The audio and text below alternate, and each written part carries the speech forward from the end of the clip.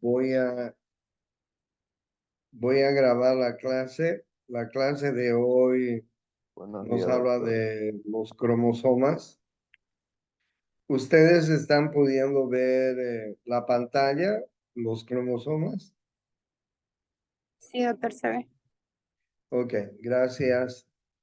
Bien, entonces, como ya les he dicho en las clases anteriores, los cromosomas son formaciones que tenemos en los núcleos de nuestras células y lo más interesante que dentro de los cromosomas se encuentra el material genético que nosotros tenemos, es decir, el ADN. Ustedes pueden ver en estas figuras, en esta figura, cómo el ADN se va empaquetando, si vale el término, dentro de un cromosoma. Miren ustedes la molécula de ADN, que ustedes ya saben es una doble hélice. Es tan larga que para empaquetarse dentro del cromosoma, pues tiene que enrollarse, como ustedes están viendo, en forma de unas proteínas que se llaman histonas. Tienen que enrollarse para poder, pues, caber dentro del cromosoma, ¿sí? Porque ustedes saben que la molécula de ADN es muy larga. Alguna vez les dije que tiene 3.000 millones de bases nitrogenadas y además 30.000 genes que nos dan el fenotipo y el genotipo. Entonces, normalmente los cromosomas tienen la forma de una organización que ustedes están viendo acá dentro del núcleo, que se llama la cromatina o cromática, como están viendo ustedes. Cuando la célula está lista para dividirse, se condensa dentro del núcleo, porque normalmente no, si la célula no está en proceso de división, si está en reposo, en interfase, no se ve nada de esto, pero si la célula está preparándose para la división, pues el material genético se va condensando dentro del núcleo y se ve esto que ustedes están viendo dentro del núcleo, ¿no? Se llama cromatina o cromática, ¿ya? Normalmente los cromosomas, ya les he dicho, se encuentran situados en una secuencia lineal y pues los genes son digamos, pequeños espacios que van formando dentro de esta secuencia lineal. Ustedes pueden ver, por ejemplo, un gen, ¿sí? Y este gen, para decirles algo, responsable del color de los ojos, digo algo por decir, es el que va a agruparse de esta manera. Pero como ya les dije, aproximadamente hay 30.000 genes que nos dan las características de nuestro fenotipo y de nuestro genotipo, ¿ya? Entonces, la función más importante de los cromosomas, ¿cuál es? Transportar los genes, que son las unidades funcionales del herencia, ¿ok? Y como todos ya sabemos, los seres humanos tenemos 46 cromosomas, de los cuales 44 son autosómicos y 2 son sexuales. En la mujer, los sexuales son XX, en el varón XY. Bueno, una célula que no está en división tiene en su núcleo cadenas individuales de ADN que forman la cromatina, mientras que cuando la célula está en división tiene pares de cadenas de ADN duplicadas que forman y que transportan a los genes. Como yo ya les he dicho, antes de proceder a la división de una célula, lo que tiene que hacer el ADN es replicar una copia idéntica a esa molécula de ADN. ¿Ok? Eso se hace con la ayuda de los ARN y de los ribosomas. Entonces se replica, se duplica, si ustedes quieren. Se hace una fotocopia idéntica de esa molécula. Cuando se hace la replicación del ADN de esa molécula, pues esa célula ya está lista para proceder a la división celular, bien sea mitosis o bien sea meiosis. De tal manera que el resultado de esa división va a ser una célula idéntica a la célula madre porque la molécula de ADN se ha replicado de forma idéntica, ¿sí? Entonces, antes de proceder a la división, lo primero que tiene que hacer la célula es, o más bien el ADN es replicarse en forma idéntica, ¿ya? Miren ustedes cómo son los cromosomas. Son dos palitos, como ustedes están viendo acá, como dos palillos de fósforo, si ustedes quieren, como dos bastoncillos, como les dice la figura, ¿ok? Que son muy pequeñitos, de 0,2 a 50 micras, ¿ok? A ver, una micra, imagínense, conocen todos el milímetro, ¿no? Conocen todos el milímetro. Conocen todos el centímetro y saben que después viene el milímetro. Dividan el milímetro en 1000 partes, un milímetro. Y esa es una micra, ¿ok? Obviamente que la micra solamente se va a poder ver en el microscopio, ¿no? No podríamos ver la milésima parte de un milímetro, solo microscópicamente. Entonces, estos bastoncillos que yo les estoy mostrando son, son de este tamaño, muy pequeñitos, ¿ya? Normalmente son separados, ¿sí? Cada cromosoma es separado, pero normalmente están unidos por una constricción primaria, como ustedes ven, que se llama el centrómero, ¿ya? Entonces, vamos a tomar en cuenta esto que estos palitos, estos bastoncillos, no están así separados, están unidos por una constricción primaria que se llama el centro, ¿ya? Entonces, miren, un cromosoma tiene ahí su centrómero. Dependiendo de dónde está el centrómero, enseguida les voy a mostrar cómo se clasifica. Los cromosomas pueden tener brazos del mismo tamaño o pueden tener brazos cortos, brazos largos. Miren ustedes, al lado del centrómero tienen una pequeña molécula que se llama el cinetocoro. Después tienen otras varias moléculas que se llaman las cromátidas. Ustedes están viendo qué es una cromátida. Después tienen los centrómeros que les decía, que son las constricciones primarias. Después tienen los telómeros, miren ustedes, los telómeros que están en la parte distal del cromosoma. Los, los telómeros generalmente son dos partes del cromosoma que impide que el cromosoma se deshaga, se parta. ¿Ok? Si los cromosomas se mantienen tal cual son normalmente, es gracias al telómero, que es una parte del cromosoma que impide que el cromosoma sufra alguna forma. Por favor, hay alguien que está con el micrófono prendido, apáguelo. Tu micrófono está apagado, ¿no? Entonces, esto es importante que ustedes tengan ahí. ¿Listo? Bien, ahí ustedes tienen otras partes, les decía, dependiendo de dónde se encuentre el centrómero, pueden haber brazos cortos y brazos largos.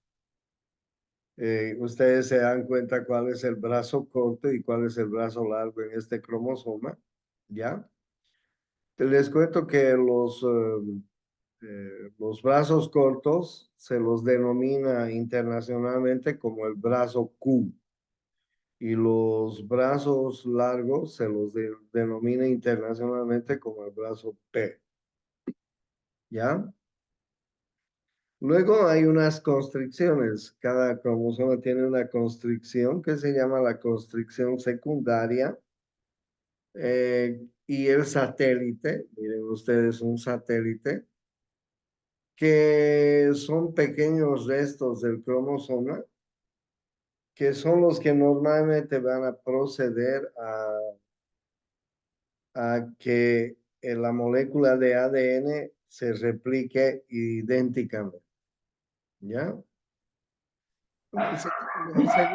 Según la localización del centrómero, según la localización del centrómero, los cromosomas se pueden dividir en metacéntricos. Si el centrómero está en la mitad, como ustedes están viendo, y los dos brazos tienen la misma longitud. Vean ustedes los cromosomas humanos 1, 3, 19 y 20 son metacéntricos. Si el centrómero está un poco más alejado de la mitad, como ustedes están viendo acá en la figura, se llama submetacéntrico. Obviamente el cromosoma submetacéntrico va a dar dos brazos, un brazo corto, dos brazos cortos, perdón, y dos brazos largos. Ahí ustedes tienen bien. Lo importante es que la mayoría de los cromosomas humanos son submetacéntricos. Si el cromosoma está un poco más alejado del centro y más cerca de un extremo, se llama acrocéntrico, ¿ya? Fíjense ustedes, los cromosomas 13, 14, 15, 21 y 22 son acrocéntricos. Y finalmente, si el centrómero está en una parte, en un extremo, el cromosoma se llama telocéntrico. ¿Ok? El cromosoma telocéntrico tiene, como ustedes ven, pues un solo brazo largo. ¿Ya? Eh, Según el número de centrómeros, los cromosomas pueden ser monocéntricos si poseen un solo centrómero, pueden ser dicéntricos si tienen dos centrómeros y pueden ser policéntricos si tienen más de dos centrómeros. Bueno, los cromosomas, como ustedes saben, se clasifican en 23 pares de cromosomas en el ser humano, obviamente, de los cuales 22 son autosómicos y 2 son sexuales. Los cromosomas sexuales se encuentran en las gónadas femenina y masculina. La gónada femenina es el ovario, la gónada masculina es el testículo. Entonces, nuestros cromosomas sexuales están o en los ovarios o en los testículos. Y ustedes saben que los cromosomas sexuales en la mujer son XX y en el varón son XY. Bueno, el resto de cromosomas son autosómicos. Ustedes pueden ver ahí un mapeo cromosómico importante para los estudios genéticos, ¿sí? Este mapeo cromosómico que se llama cariotipo es muy importante para hacer un estudio genético. Bueno, ustedes también saben, y si no saben les informo, ahí ustedes están viendo una fotografía magnífica. Miren ustedes cómo un espermatozoide está ingresando hacia un óvulo para fecundar. El espermatozoide puede tener o una carga X o una carga Y. El óvulo siempre va a tener carga X, ¿ok? O sea que quien va a determinar el sexo de ese nuevo ser va a ser definitivamente el espermatozoide, o sea, el varón. Entonces, esto es importante también que ustedes lo compren. ¿Listo?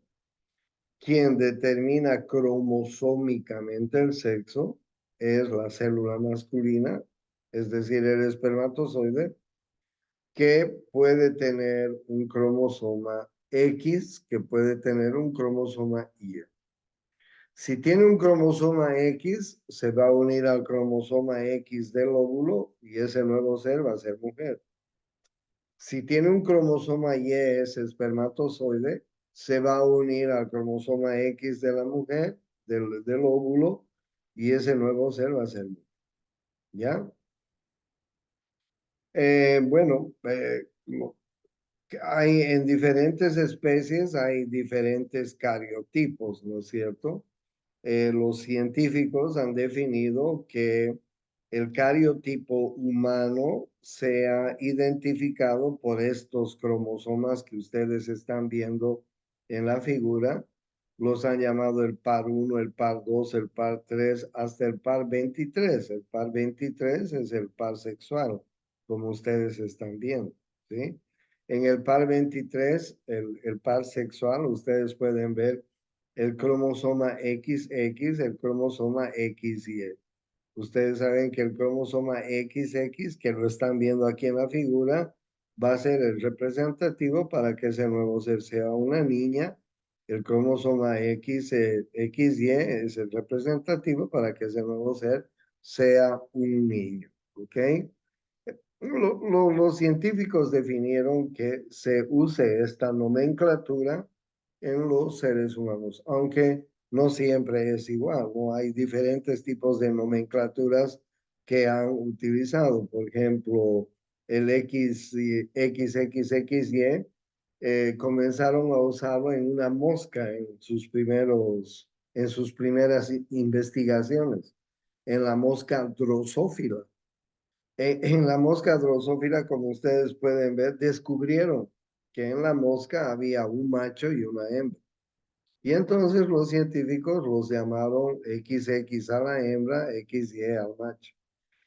Y así como esta mosca, hay otros animales que tienen la misma determinación sexual y los científicos utilizaron esta denominación, el XX y el XY en los seres humanos, ¿ok? Hay algunos que son XX y X0, o sea, X nada, ¿entienden? A ver, por ejemplo, ustedes pueden ver que el macho es indistinto en este tipo, sobre todo algunos insectos, el macho es indistinto, ¿ya? Entonces utilizaron también esa nomenclatura. Utilizaron la nomenclatura ZZZW para darles un ejemplo. Por ejemplo, esta nomenclatura la usaron en aves, en víboras, en mariposas, en algunos anfibios, peces, en fin, para determinar machos y hembras. ¿Ok? Pero ustedes saben que en el ser humano es XX y XZ. ¿Ya? ¿Qué es un homocigoto? Miren ustedes, un gen homocigoto es un gen homólogo. Imagínense que una mujer rubia de ojos verdes, europea para serles más claros, se casa con un hombre europeo rubio de ojos claros, de ojos verdes igual.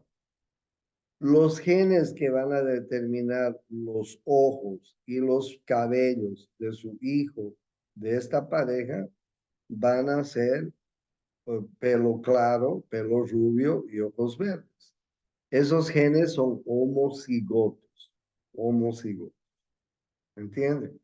Entonces, cuando dos genes son homólogos, iguales, y están en el mismo lugar, pues se llaman homocigotos, ¿sí? Imagínense que se case una mujer de raza negra con un hombre de raza negra. Obviamente que, y si todos sus antecesores son de raza negra, obviamente que el niño de esta pareja va a ser de raza negra, ¿no es cierto? Entonces los genes son homólogos, son homocigotos, homocigotos, ¿me entiendes? Pero también hay genes heterocigotos. La mayoría de nosotros, los que somos mestizos, y la mayoría de los latinos somos mestizos, tenemos genes heterocigotos. Porque acuérdense que cuando vinieron los españoles a conquistar estas tierras, comenzaron a tener hijos con las indígenas de las Américas. Y de ahí hemos nacido todos los latinos.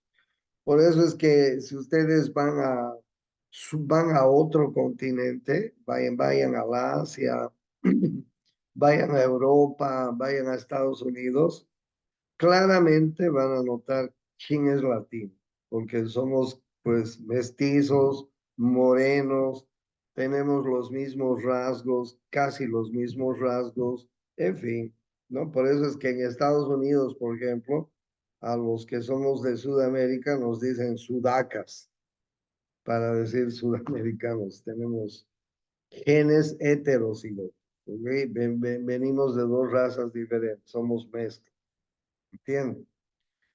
Entonces, esa es la diferencia entre gen homocigoto y heterocigoto. ¿Ya?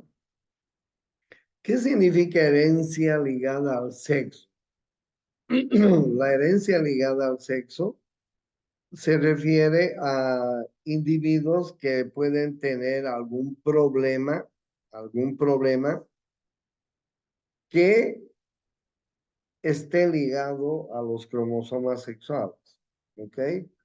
Miren, en la meiosis, los cromosomas sexuales han sufrido una mutación.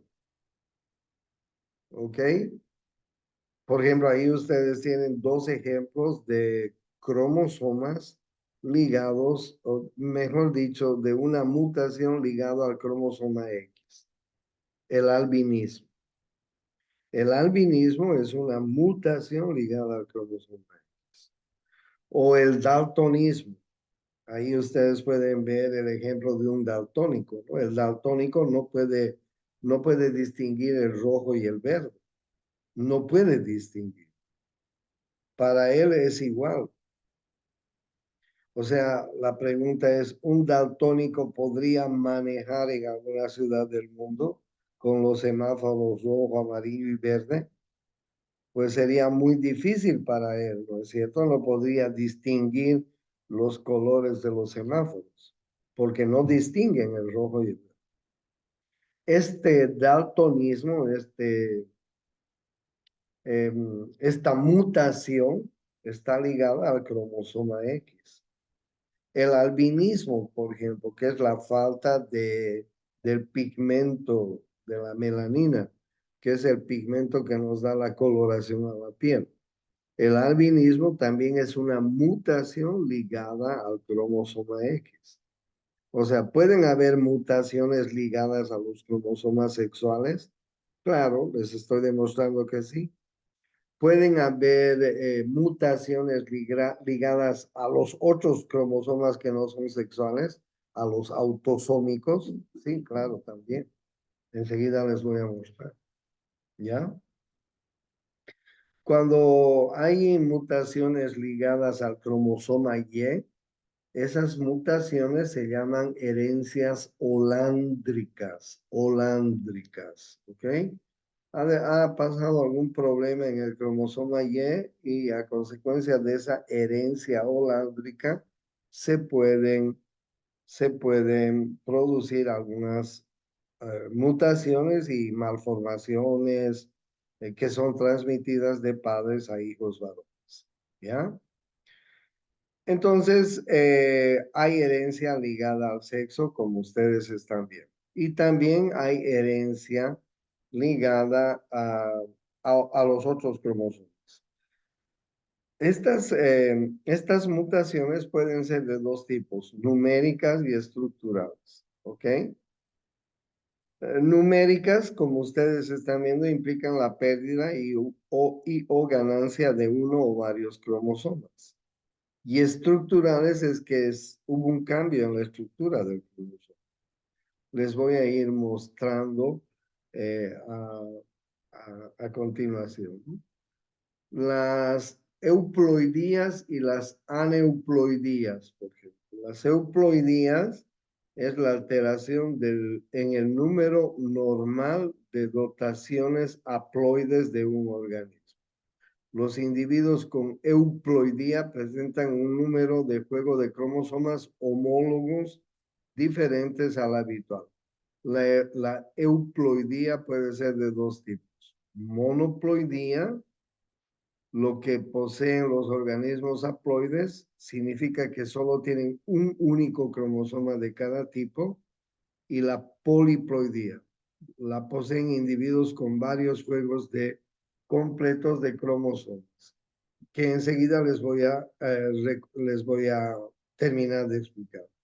Por ejemplo, miren ustedes. Un ejemplo. Esta es una célula que tiene 8 cromosomas. ¿Ok? En su partición, miren, ahí hay 4 pares, ¿no es cierto? En su partición puede haber, particiones diploides. ¿Ok? Podrían haber que hayan particiones, como ustedes ven, triploides. O podrían haber particiones tetraploides. Y eso va a producir algunas alteraciones importantes, ¿ya? Que enseguida les voy a mostrar y me van a terminar de entender. Pueden haber alteraciones estructurales en los cromosomas. Por ejemplo, pueden haber delecciones, pueden haber translocaciones, pueden haber inversiones. Les muestro para que me entiendan. Miren ustedes, este es el cromosoma original. En su partición, en su división, si quieren ustedes, ha habido una mutación. Los segmentos H, I no se han dividido. Y entonces este es un ejemplo típico de una delección. Un pedazo del cromosoma no se ha dividido, se ha esfumado. Esto es una mutación, obviamente. Esto va a producir alguna alteración. Si el cromosoma resultante es este y el cromosoma original era este, y faltan dos pedazos de este cromosoma original, pues ha habido una delección. Esa es una alteración estructural del cromosoma. Es una mutación que va a producir alteración genética. ¿Ok? Esto es una inversión. Miren, el cromosoma original tiene segmentos A, B, C, D, E, F, G, H, I. Miren, el cromosoma resultante ha invertido sus genes. En lugar de seguir la escala normal, ahora el H, el G, el F y el E se han invertido. Eso se llama una inversión. Ha habido también una mutación y obviamente va a haber un problema genético. Esas son mutaciones en cuanto a la estructura. Es decir, la estructura del cromosoma se ha cambiado. Se ha cambiado. Pero también pueden haber alteraciones en la numeración. Por ejemplo, las trisomías que conocemos. Las trisomías que conocemos son, pues, alteraciones en el número. Miren ustedes la trisomía del par 21. Ahí ustedes pueden ver en este cariotipo los diferentes pares, el 1, el 2, el 3, el 4, el 5, normalmente, ¿ok? Miren cuando llegamos al par 21. Ha habido una trisomía. Esa es una alteración numérica, obviamente. Definitivamente es una alteración. Y ustedes saben que la trisomía del par 21 pues, se llama síndrome de Down, que es el síndrome que más ha sido estudiado por los genetistas y científicos. ¿Por qué? Porque el síndrome de Down a pesar de todos los signos físicos que ustedes están viendo, es el que mejor se ha adaptado a la sociedad. Ustedes van a ver en la calle niños que han nacido con síndrome de Down que llegan a ser grandes incluso, que llegan a ser jóvenes, que llegan a ser adultos. Hay síndromes de Down que han muerto a los 50, 60 años. Hay síndromes de Down que se han casado entre sí, imagínense. Claro, ¿tienen problemas los síndromes de Down? Sí, miren, disminución del tono muscular al nacer, exceso de piel en la nuca, nariz chata, uniones separadas entre los huesos del cráneo, entre las suturas, pliegue único en la palma de la mano, orejas pequeñas, boca pequeña, los ojos inclinados hacia arriba, manos cortas y anchas con dedos cortos, en fin, tienen unas manchas en los ojos que se llaman las manchas de Brushfield. Tienen retraso mental. Algunos tienen un retraso mental, pues, ligero, digamos, no muy marcado. Otros tienen un poco de retraso mental más moderado, y otros tienen más retraso mental. Dependiendo del retraso mental, estos chicos se pueden adaptar o no mejor. Pero obviamente un síndrome de Down difícil que estudie medicina, para darles un ejemplo. No creo que les alcance para tanto, pero podrían aprender otro tipo de habilidades, ¿no? Ese es la trisomía, esa es una alteración numérica, ¿ok? El síndrome de Edwards. El síndrome de Edwards, miren ustedes el cariotipo, es una trisomía en el par 18. Y ahí ustedes están viendo el cariotipo y la trisomía. Este síndrome es una polimalformación, ¿ok? Fue descubierto por un doctor que se llamaba John Hilton Edwards, un genetista británico. Y ustedes pueden ver las características del Edwards. Tienen poco peso al nacer, deformaciones en el cráneo y en el rostro, microcefalia, mandíbula pequeña, orejas pequeñas, boca pequeña, paladar en forma de ojiva, el tórax en forma de quilla, tienen criptorquidia, uñas poco desarrolladas, deficiencias del crecimiento, forma anormal del cráneo, manos apretadas, en fin. Pueden tener alteraciones cardíacas y renales. Los síndromes de Edwards no viven mucho.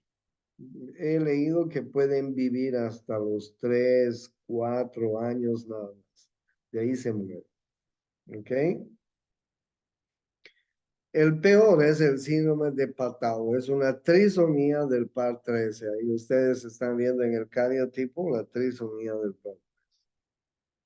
Estos chicos tienen, ustedes pueden ver ahí en la diapositiva, tienen muchos otros problemas. Tienen muchos otros problemas, además de la microcefalia, además del retraso mental que son muy manifiestos, pues tienen problemas de alteraciones cardíacas, renales, en fin.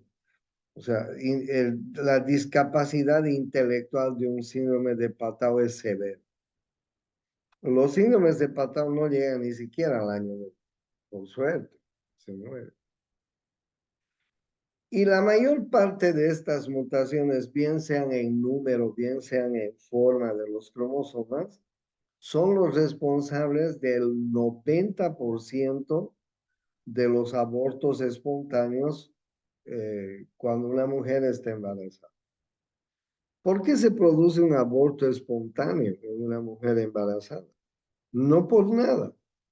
Probablemente haya algún problema eh, de malformación, pues, ¿no? Ustedes saben bien que el gato, porque el gato produce una enfermedad muy importante que se llama toxoplasmosis. Y la toxoplasmosis es la responsable de producir múltiples malformaciones. Y la toxoplasmosis es la responsable de producir en gran mayoría los abortos espontáneos. Y les pregunto, ¿quién no tiene un gatito en su casa? Hoy en día es de moda tener gatitos, ¿no es cierto? Pero los gatos son responsables, son los que llevan, los portadores de del toxoplasma gondii. Una bacteria que produce muchas malformaciones. Entonces, estas malformaciones, algunas llegan a nacer, como las que les estoy mostrando. Otras, por suerte, terminan en abortos espontáneos. Pero definitivamente que pueden haber mutaciones en el cariotipo, en los cromosomas, pues hay, ¿no? Miren ustedes alteraciones en los cromosomas sexuales. El Klinefelter, por ejemplo. El Klinefelter es un XXY. O sea, tiene un cromosoma X extra, ¿no? Un cromosoma X extra. ¿Entiende? El Klinefelter. Son chicos grandotes, son chicos grandes, pero que tienen desarrollado, como ustedes están viendo, proporciones corporales un poco femeninas. Son grandotes, los Klinefelter son grandes, más grandes de lo normal. Pero miren, les crecen las mamas. Sus caderas se les tornea al estilo del femenino. El vello púbico es parecido al de la mujer. Sus testículos son atrofiados, reducidos. ¿Entienden? O sea, son mujeres, pero tienen tienen un cromosoma Y, o sea, no pueden, no sé qué decir, no son ni mujeres ni hombres, ¿ok? Agranamiento anormal de las mamas, infertilidad, problemas sexuales, vello púbico axilar y facial menor, testículos atróficos pequeños, son altos, grandotes, tienen retraso mental los Klinefelter, ¿ok? El síndrome del duplo Y, miren, X, Y. O sea, tienen un cromosoma Y extra. Uno pensaría cuando te dicen, oye, este es un hombre que tiene un cromosoma Y extra. Miércoles, uno podría decir es un super macho homo eroticus, pero no, al contrario. Sí, como ustedes ven, son chicos grandes, largos. Son chicos que les crecen los huesos más largos, más que lo normal, pero tienen retraso mental. Tienen retraso mental, trastornos de coordinación motora, temblor intencional, sus huesos, sus dientes son grandes, tienen mucho acné en la adolescencia, pero se quedan con la personalidad infantil. Síndrome del duplo. Eso pasa en algunos cromosomas sexuales. El Turner, síndrome de Turner, se trata de una niña que le falta un cromosoma X, ¿ok? Solamente tienen un X. Y las chiquitas que nacen con síndrome de Turner, porque estas niñas nacen y crecen, pues, se hacen grandes, ¿entienden? Pero como no tienen un cromosoma X, son pequeñas, pequeñitas en tamaño, no hacen su desarrollo de los signos sexuales secundarios en la pubertad, pues tienen poco desarrollo de las mamas, vello púbico disperso, el tórax es plano y ancho, párpados caídos, ojos resecos, sus ovarios no son desarrollados, son atrofiados, son infértiles, obviamente. Como los ovarios son poco desarrollados, no tienen periodos menstruales, tienen resequedad vaginal, o sea, no podían tener podrían tener relaciones sexuales si llegan a jóvenes, pero esas relaciones sexuales serían dolorosas porque no tienen hormonas, o sea, no tienen estrógenos, progesterona, ¿entienden? Pero llegan a grandes, no tienen un cromosoma.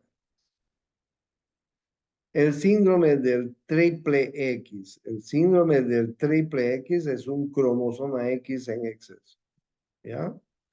Miren lo que dicen del síndrome. Las mujeres afectadas del síndrome del triple X no presentan casi ninguna complicación. Generalmente son más altas y poseen una inteligencia normal, aunque tienen una probabilidad muy alta de tener problemas en el lenguaje y el habla que les puede causar retraso en las habilidades sociales y en el aprendizaje. Y además son fértiles, pero tienen un triple X. Tienen un triple X. O sea, imagínense una chica triple X que se case con un chico normal. ¿Pueden haber mutaciones en la sexualidad? Pues obviamente que sí, ¿no? No sé, no me imagino qué, pero podrían haber mutaciones. ¿No es así? Entonces, hoy hemos visto un poco de los cromosomas y sus alteraciones numéricas, de la forma de los cromosomas, y eso es lo que ustedes tienen que trabajar esta semana. Para la siguiente semana me van a entregar el trabajo que me tenían que entregar esta semana, el Work Paper 2, pero y además me tienen que entregar el Work Paper 3, el Work Paper 3, ¿ok? Entonces,